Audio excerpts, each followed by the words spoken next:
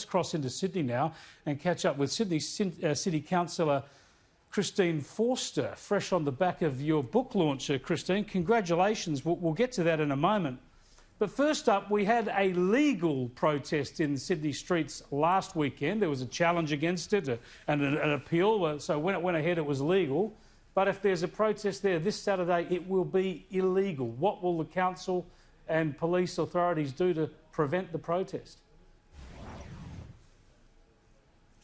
Well, Chris, I mean, if there is a legal ruling against a protest, then obviously that has to be upheld.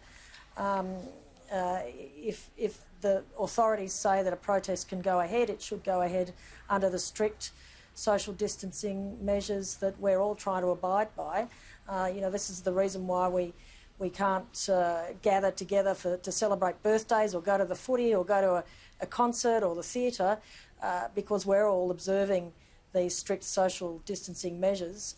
And if there is a ruling that says a protest isn't legal, then it shouldn't go ahead. But if it can go ahead, then it's got to happen under those conditions. Well, at this stage, it's illegal. The police are warning people not to go. I'm just wondering about the council's role, because I would have thought the Sydney City Council's sort of the kind of institution that might be encouraging this sort of activism. Well, not that I've seen, Chris, and it's really not under the jurisdiction of council to be getting involved in this sort of thing. You know, we don't have policing powers. You know, it's not for us to say whether or not a protest is legal or not. Obviously, though, the town hall becomes a magnet for protests often, and that's, you know, it's rightly so. It's the sort of civic centre of the city of Sydney, and people do tend to gravitate and gather there if they, you know, are having something to say and they want to, you know, show their faces and their voice. And, you know, if a protest does go ahead and people aren't observing social distancing, safe social distancing, then, you know, council rangers should be around and should be reminding people that they have to, they're expected to do that.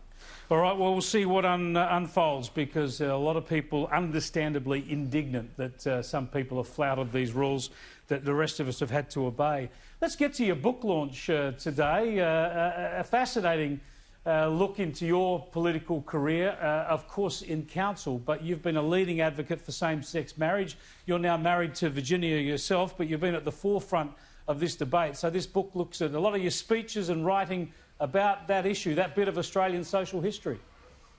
Yeah, it was a long, hard campaign, Chris, as you know, and we talked about it a lot during the course of that campaign, and it was something that's been, well, was part of my public life ever since I entered public life, because, you know, when I first stood for council in 2012, people, the media and the public very quickly zeroed in on the fact that here was I, you know, the lesbian sister of Tony Abbott, who at the time was the leader of the opposition, but you know, there was this perception that he would somehow be not supportive of me and my relationship with Virginia, and certainly didn't support the view that she and I should be able to get married under the law of Australia. So it's been something that's been always part of my public life, and that's reflected in the book, because, you know, many of the articles and speeches that I gave, you know, across the course of from 2012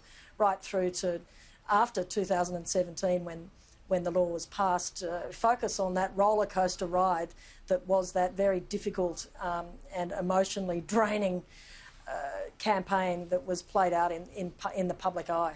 See, what I love about this, and we've just seen it in the pictures of your launch today where Tony was there obviously supporting you and your book.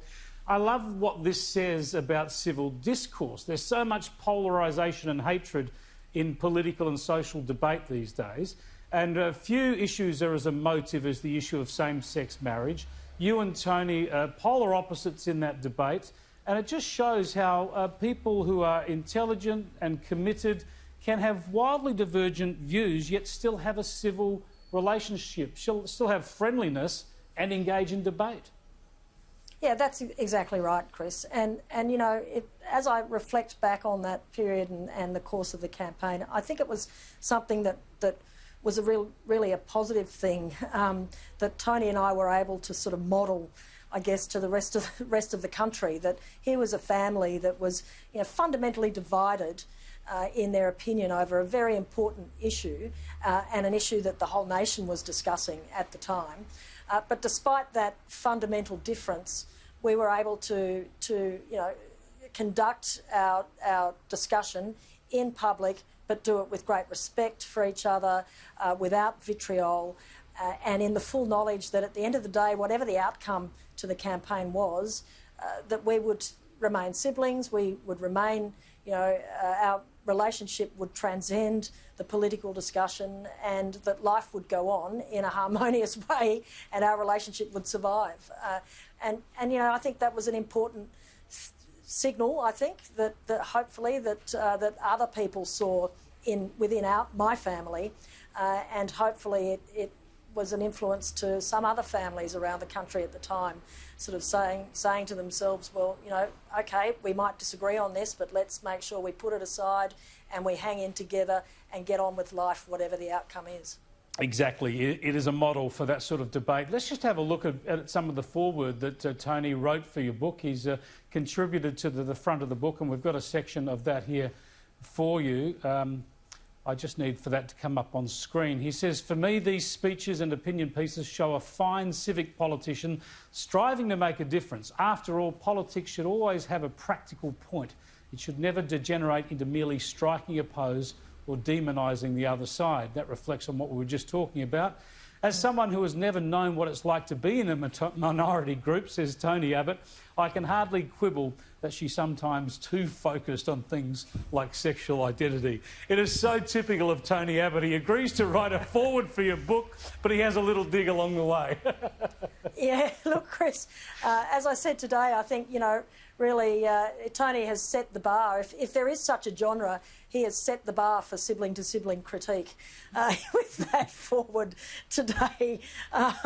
Maybe he's created a new genre, but look, it was ultimately Tony's forward to this book, which is a bit of an opus of mine. I've been writing it since 2012, on the go, if you like. But ultimately, it was a very thoughtful and complementary reflection, and I knew it would be, despite when I asked him, he doesn't have that much to do with his days at the moment, but when I asked him, I'm pleased that he's not doing that much, because he really took a lot of time and care and gave it a lot of thought and reflection, and I'm really grateful for that.